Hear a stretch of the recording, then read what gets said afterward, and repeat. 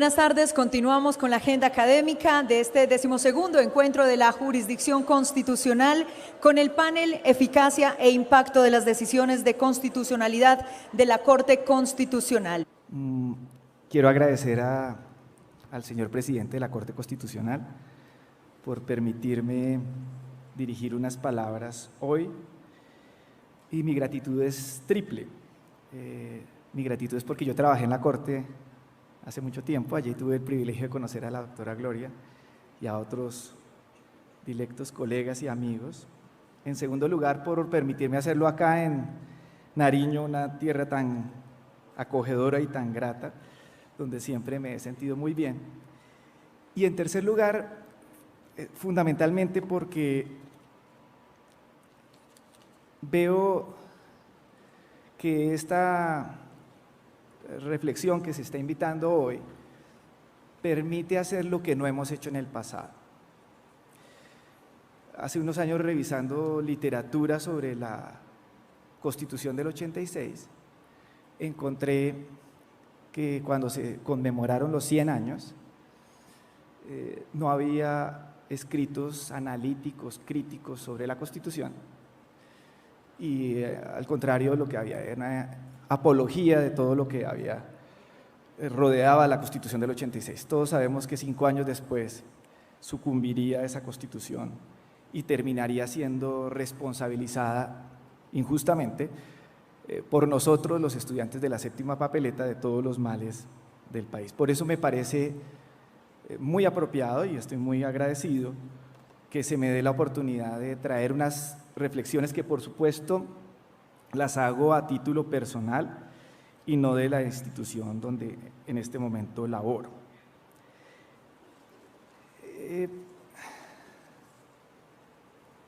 La intervención de la economía prevista en la Constitución, tal y como la concibe la Constitución, se desarrolla a través de dos soportes: la ley, que adopta la política pública, y la administración, que la pone en ejecución.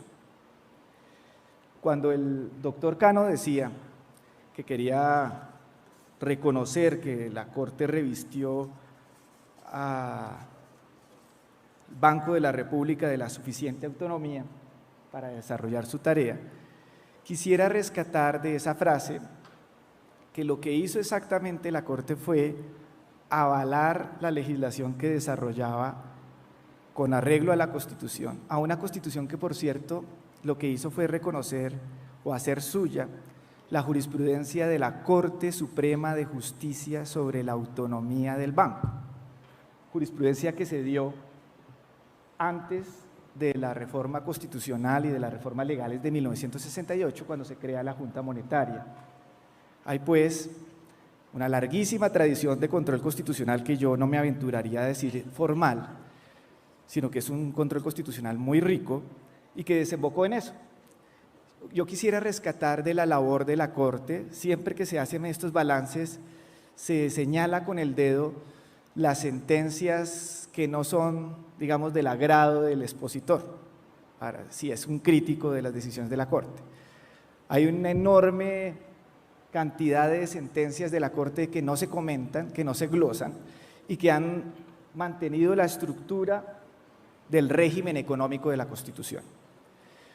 Quisiera referirme particularmente al régimen legal de los servicios públicos domiciliarios.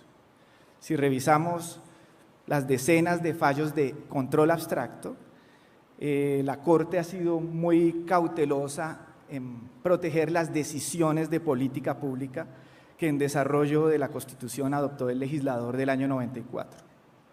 No así cuando ha abordado el tema a partir de acciones de tutela, donde pareciera encontrarse uno frente a otro fallador que, dejando de lado los mandatos constitucionales legales y sus fallos de constitucionalidad, se aventura en la experiencia de la judicialización de la economía a través de una intervención judicial no prevista en la Constitución.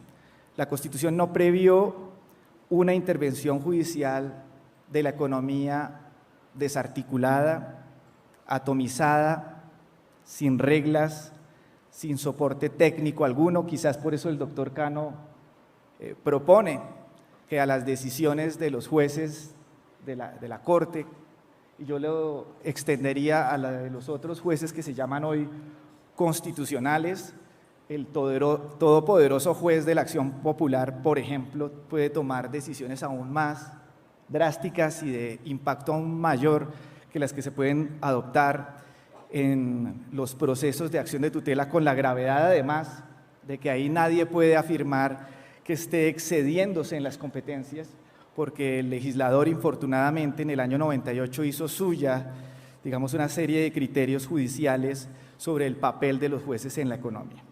Entonces yo encuentro que es complicado que se asuma esas competencias, o como señaló la doctora Cristina, se haya revestido la Corte ella misma de competencias, porque yo sí creo, sigo creyendo y seguiré creyendo que una Constitución es un reparto de competencias, y las autoridades no podemos hacer sino lo que la Constitución nos atribuye. Nadie puede alegar que está encima de la Constitución, ni siquiera el defensor de la Constitución. El defensor de la Constitución es eso, el juez natural de la Constitución, que busca que lo que está previsto en la Constitución se respete, que lo que está adoptado en el contrato social se cumpla, no que lo que está ahí se altere, se sustituya, se cambie, de modo que la sustitución o el cambio de las reglas constitucionales por una suerte de tiranía de los principios ha llevado a que se adopten decisiones no en derecho, sino con base en criterios de oportunidad y de conveniencia, como el de solidaridad, propios del ámbito de políticas públicas ajenas al juzgador. La llamada constitucionalización del derecho no solo le ha restado a la Constitución su valor supremo. Cuando todo es constitucional, nada es constitucional, y por ende la jerarquía que por definición le corresponde se desvanece en un reglamentarismo constitucional que reprochaba esta mañana nuestro presidente de la Corte, el doctor Guerrero, insulso, agregaría yo, vacuo, y que se ha traducido en la judicialización de la vida social, lo cual me parece altamente inconveniente. Las relaciones sociales no pueden pasar por el tamiz de los jueces. Oí ayer unas estadísticas alarmantes me corregirán si me equivoqué, si la memoria me falla, pero era algo así como que de 7.000 sentencias de tutela adoptadas el primer año, hemos pasado a 12.000 que se pueden registrar en el sistema semanales, 7.000 anuales, 12.000 semanales. Y entonces aquí la reflexión es, ¿vamos a hacer un balance de 25 años de jurisprudencia de la Corte, o vamos a hacer un balance de 25 años, 25 más, de fracaso de la administración? Porque se habla mucho de reformas a la justicia, y hay que hacerlas. Se habla mucho de la congestión, de la morosidad, pero se ha indagado en las causas de la congestión. ¿Por qué llegan más de 12.000 tutelas al día creo que es, al día de la Corte Constitucional? Eso no es responsabilidad de los fallos de tutela. ¿Quién es el que está incumpliendo? ¿La administración? ¿Quién estaba incumpliendo antes de 1991? La administración. Tenemos aquí el honor de contar con la asistencia de uno de los constituyentes, del delegatario, el doctor Esguerra, mi profesor además, quien tuvo la feliz iniciativa de llevar a la Constitución las injunction inglesas, la acción de cumplimiento, y uno lee los antecedentes en el proceso constituyente, y lo que planteaba el doctor Esguerra en la constituyente y que recoge en su obra La defensa judicial del ciudadano, era una administración insulsa que no da respuesta, y la idea era que la acción de cumplimiento vendría a responder frente a la inactividad de la administración. La legislación y los fallos de constitucionalidad truncaron esa noble ambición del doctor Esguerra, pero yo diría que la acción de cumplimiento concebida por el doctor Esguerra se le trasladó a otro de sus hijos la acción de tutela, y a alguien en el que no pensó jamás ser su padre la acción popular, que se han convertido en acciones de cumplimiento que pueden ordenar gasto. La pregunta es si los jueces tenemos los elementos de juicio. Ya aquí la doctora Cristina nos decía, nos reconocía que los jueces, y nosotros también lo hacemos desafortunadamente, no medimos las consecuencias económicas porque lo que nos interesa es la defensa de los derechos. Yo me pregunto si un sistema, si una democracia puede funcionar así. La llamada constitucionalización del derecho, que no es otra cosa que la judicialización de la vida social, paradójicamente ha llevado a que esas decisiones garantistas en esas llamadas acciones constitucionales han llevado a que la administración asuma la cómoda posición de imponer a las personas la insólita carga de acudir al juez para que sea éste quien reconozca sus derechos. Se ha trasladado pues a manos ajenas a los jueces la carga de hacer cumplir la Constitución. Quisiera cerrar diciendo que la tarea de defensa de los derechos no es una tarea de los jueces, es una tarea de todas las autoridades. Se debe acudir al juez como se acude al médico cuando se está enfermo, cuando las cosas no funcionan.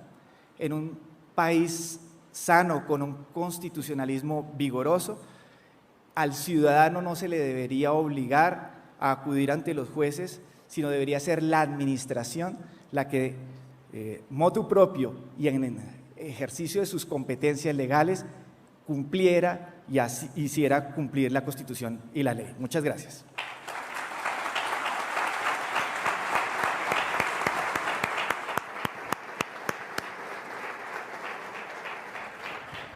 Doctor Sánchez, ¿cómo mediría usted el impacto y la eficacia de aquí en adelante?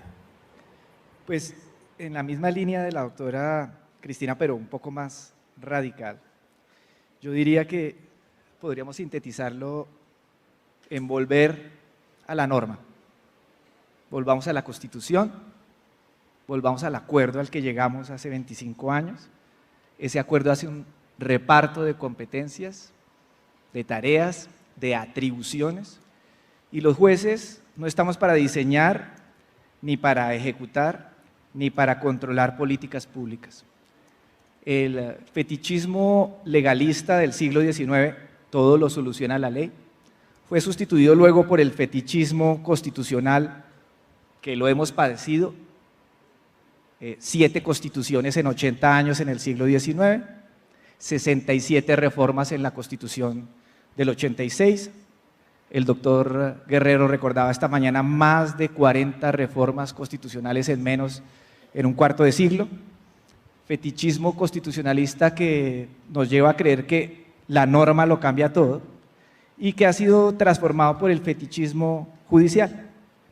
Yo creo que deberíamos empezar por ahí, ser conscientes de que a veces, como decía Jelinek, el poder normativo de lo fáctico es superior al poder fáctico de lo normativo. Muchas gracias.